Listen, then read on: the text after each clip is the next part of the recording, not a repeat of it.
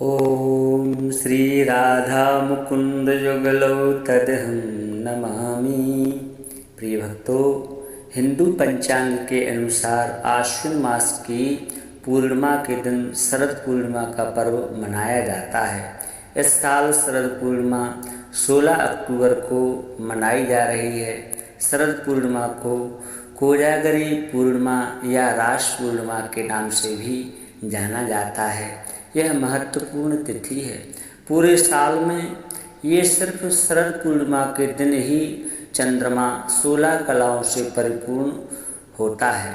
अर्थात चंद्रमा की जो 16 कलाएं हैं, जो कलाएं भगवान श्री कृष्ण में भी विद्यमान थीं, वह शरद पूर्णिमा के दिन दर्शन होते हैं। धार्मिक मान्यता के अनुसार इस दिन आसमान से अमृत वर्षा होती है। शरद पूर्णिमा के दिन चंद्रमा की पूजने की परंपरा चली आ रही है। ऐसा माना जाता है कि इस दिन ये सर्दियों की शुरुआत हो जाती है।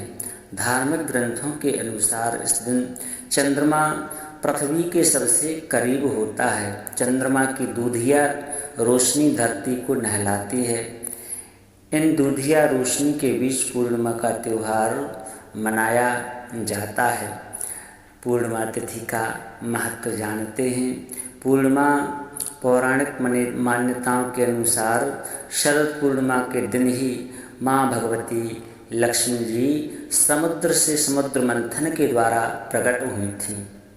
इस दिन माँ भगवती लक्ष्मी पृथ्वी पर विचरण करने के लिए निकलती हैं और अपने भक्तों पर धन की देवी लक्ष्मी जी कृपा बरसाती हैं। शरद पूर्णिमा की रात को चंद्रमा की चांदनी से पूरी धरती सरोवर हो जाती है और अमृत की बरसात होती है। इन्हीं मान्यताओं के आधार पर ऐसी परंपरा बनाई गई है कि रात को चंद्रमा की चांदनी में खीर रखने से उसमें अमृत समा जाता है। शरद पूर्णिमा के दिन ही निधिवन में श्रीधाम वृंदावन के निधिवन में बांके बिहारी लाल ने महारास रचाया था और अधरामृत गोपियों के ऊपर बरसाया था। भगवान श्री कृष्ण ने अधरामृत अपने समस्त भक्तों के ऊपर बरसाया, इसलिए इसका महत्व और अधिक बढ़ जाता है। अब आइए जानते हैं शरद पूर्णिमा तिथि की पूजा विधि के बारे में। शरद पूर्णिमा के दिन पवित्र नदी में स्नान करने की परंपरा है। यदि ऐसा नहीं कर सकते हैं तो घर में पानी में गंगा जल मिलाएं और उससे स्नान करें और स्वच्छ वस्त्र धारण करें। लकड़ी की चौकी पर लाल रंग का वस्त्र बिछाएं और इस स्थान को गंगा जल से पवित्र करें।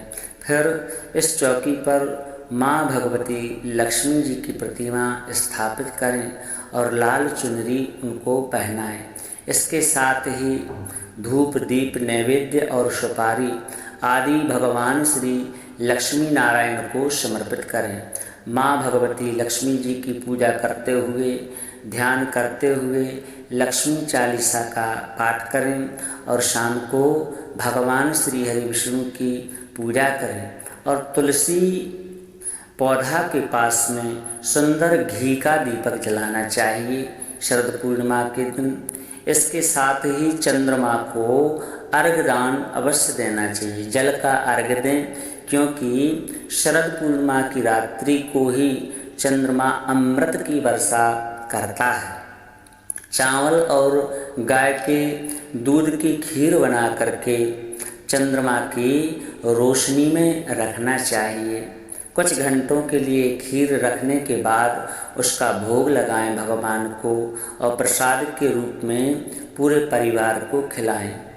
इस प्रकार से पुराणों के अनुसार ऐसा माना गया है कि इस दिन माँ लक्ष्मी अपने हाथों में वर और अभय लिए हुए घूमती हैं, वरदान देने के लिए कि कौन भक्त क्या कर रहा है, कौन भजन कर रहा है। इसलिए शरद पूर्णिमा के दिन सत्कर्म करते रहना चाहिए। इस दिन माँ लक्ष्मी अपने जागते हुए भक्तों को धन और वैभव का आशीष देती हैं। इसलिए इस दिन इस रात्रि को अवश्य जागना चाहिए। देखिए, इसे कोजागरी पूर्णिमा भी कहा जाता है।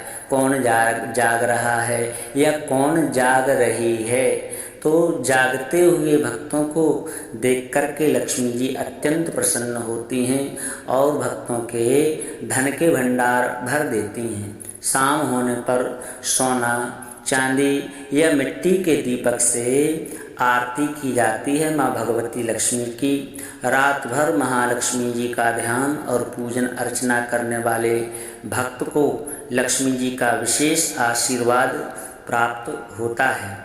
इस प्रकार से शरद पूर्णिमा की यह पावन महिमा, पावन गाथा, शरद पूर्णिमा का महत्व आपको अच्छी तरह से समझ में आ गया होगा। आशा करते हैं कि आपको यह वीडियो अवश्य पसंद आया होगा।